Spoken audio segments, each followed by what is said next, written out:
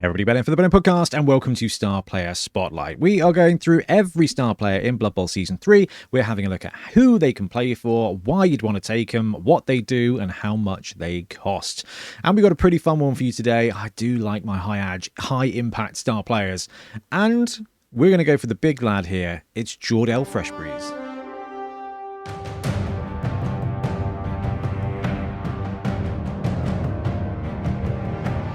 So Jordell is an infamous War Dancer star player who's harkened back at least to 3rd edition with a medium model, and the new model is still perfectly fine, but we're not here necessarily to talk about the model because I know, you know, there's plenty of cool models out there for any of your star players. What we do want to do is look at what he does and who he can play for. Now, before we jump into his roster, let's have a look. He can play for Elven Kingdoms and Woodland League. So Dark Elves, High Elves, Elven Union and Wood Elves can all take him, which makes sense. He's an Elf star player. He can be taken by all the Elf teams. But the fun thing about this edition is that he can also be taken by a couple of the stunty teams. So Woodland League also get him, so Wood Elves already. Gnomes and Halflings can potentially take Jordell depending on which of the leagues they start out with. Gnomes, I think, have to be Woodland. Halflings get the choice to do it. So you can run Halflings Jordell. You can run Gnomes with an Elf star player. And I think that was a massive miss from the last edition. We did call it out and it's actually been fixed. So now you've got a chunky, high impact Elf star player playing on some teams that really need him. So let's have a look and see what he does. Okay, so Jordell Freshbreeze. Ooh, buckle up. He's got a list here. 280k makes him very expensive. However, that's where the stunty team access comes in, and I really love that. For too long, we've seen Elf players be so expensive that they don't often get taken. This is a star player you are going to see at tournaments. This is a star player you are going to need a model for in League, I think. If you're running Halflings or Gnomes, it's definitely a good option. And let's look and see why. So 280k, pretty expensive. Movement 8, Strength 3 is a combo of stats I'm a huge fan of in this edition. Movement 8 is monstrous. There's not a huge amount of difference between Movement 8 and Movement 9, but it is miles faster than Movement 6 or Movement 7. It is a brilliant stat line. Strength 3 means he's going to be 1-die blocking most people, and he's going to be 1-die blocked by most others. Strength 3 is not strong, but it's not bad. Ag 1 plus, however, is terrible. That's worse. That's the awful... No, I'm wrong. It is the best thing in the world. Ag 1 plus for an elf. He's dodging, he's catching, and he's leaping very nicely. Passing 3 plus means in a pinch he can also throw the ball a little bit. It's going to give you a quick pass with the 3 plus, and you know what? It's just a great option when you've got these high class runners, whether they're rostered or whether they're stars. That passing 3 plus, it just gives you an option. Passing 3 plus is not the main plan, right? If you're backed up by pass, then maybe it is, but it's still not golden. But it's good in a pinch. I mean, especially when it's backed up with the fact this guy has movement 8 and Ag 1 plus. If he cannot score himself or he cannot reach you to give a handoff, there's going to be a 3 plus pass option there for you, which is just always in it. Hey, it's better than odds, better than 50 odds, right? Armor 8 plus is a little bit on the vulnerable side, and mixed in with Strength 3, he is going to be easily targeted for blocks, but it's not that bad because he's got a couple of skills as well. Now, Jordell is a War Dancer, and when you think of War Dancers, you think of 1, misery, and then 2, blodging leapers. So Jordell has got block, and he's got dodge, and he's got leap. So he comes with the classic War Dancer start, right? But it just goes up there. So he has got a couple of other skills. First and foremost, he's got Loner 4 plus because he is a star player, but that's probably going to be manageable when it comes to this guy. He's got diving catch, which absolutely helps. We'll come to that in a second. He's got sidestep and he's got steady footing.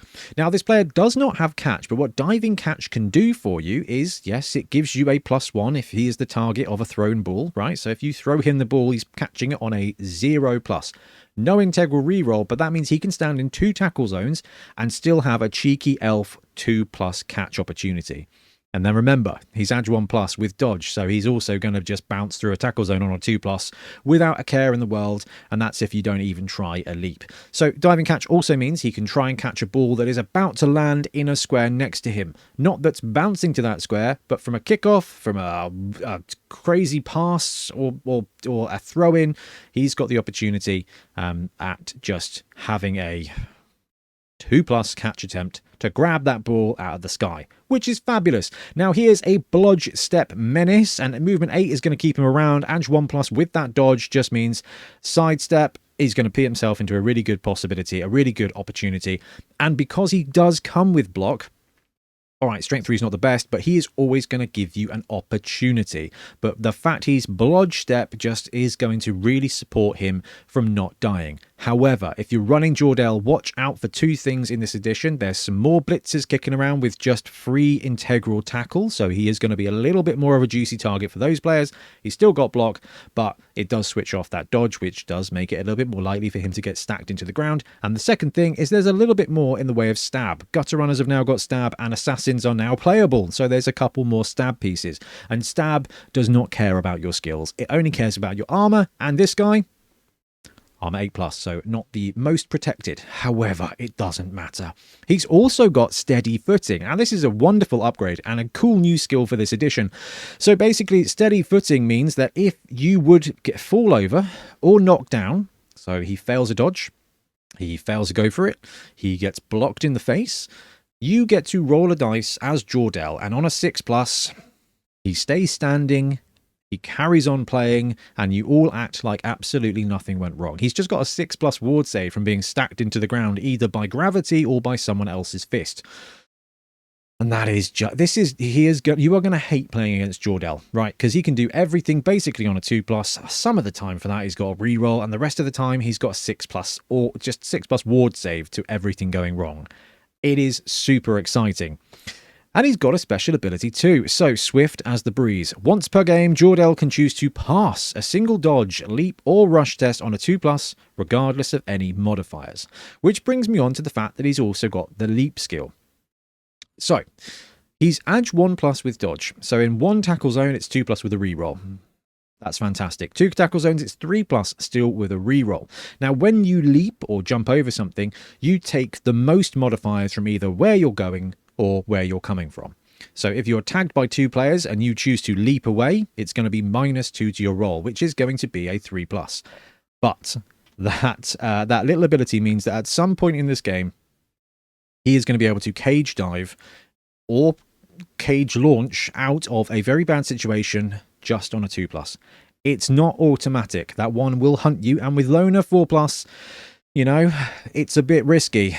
But at some point, you're just going to be able to pick him up and put him down 2 squares away, either into a cage to just cause a problem or get the heck out of dodge on a 2+. It is phenomenal. So every single turn, Jordell is going to be running around just doing ward answer things.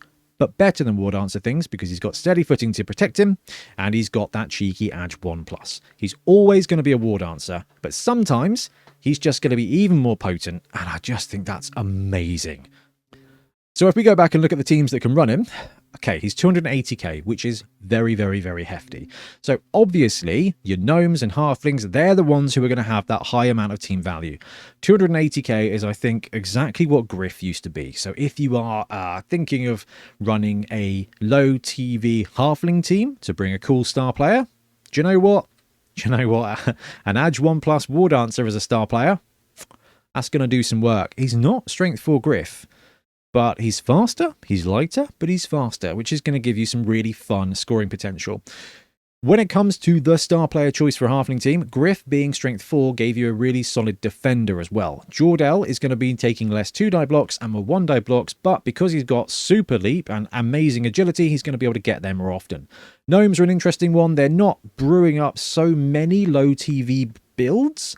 280 I still think is perfectly achievable in for a gnome team in League. They tend to bloat a bit. If you get a chance to have a bunch of dodge gnomes, your roster is going to get a bit more pricey in this edition, which means you are not likely to be as inducing him as high as possible. But Jordell halflings, I think, is going to be a ton of fun. But back on the elf front, 280k is a huge amount to have. But with the exception of dark elves here, and potentially high elves, what happens with elves in League is one or two of your positionals are gonna get missed next game. It's just the way elves go. You're dancing, you're prancing, and sometimes you just get absolutely laid out. So there's going to be a time where you're down some players, you're down some key players. The downside of elves is that all their linemen are expensive, so even when you got a journeyman, you know, let's say your 100k blitzer is out, but your journeyman is a 65k lineman, so you're only netting 30k, so you're not actually going to be able to afford a high star player very often in standard mid-range league. However, what Jordell is going to give you is another scoring threat, and a really potent scoring threat if you are punching up on team value. So if you are a 1 million build going against a 1300 team, Jordell is going to give you a massive threat, a massive opportunity. However, we talk about this when we talk about any high edge star player. Jordell, with his suite of skills, is going to give you the opportunity to score touchdowns. He's going to give you the opportunity to stay in that game, maybe even win it. But he's going to rob your players of the SPPs from scoring those touchdowns. So you can take Jordell, and he will absolutely help you win, but he will slow down the rest of your team developing in the way you want it to. So it's definitely a great choice, but it is down to you, and it's your choice. All right, so Jordell, do you know what? The fact he can be taken by halflings is so exciting. Elves struggle to take high expensive star players, or any star players. Their roster is basically a bunch of star players. So when you get inducement for elves, it's normally another apothecary, maybe a reroll, and maybe a mercenary lineman just to pad out. But now, if you're up 300k, you can take Jordell, an extra player, a very, very good player, or do you know what? The fact halflings and gnomes can take him means he's going to be on the pitch a lot more. Which means if you're like me and you have far too many Blood Bowl teams, you are probably going to need to hunt down a Jordell model, get it painted, because at some point you're going to see him on the pitch. What teams are we running in the Bonehead Championship? I don't think we'll see Jordell this season, but I cannot wait to get into the pitch. Jordell Halflings, I think, is going to be really fun, so we might have to brew up a matched play game for that, because that's just too tempting. Anyway, let me know in the comments what you think about Jordell, and we'll be back soon with more Blood Bowl content. Happy blodge leaping.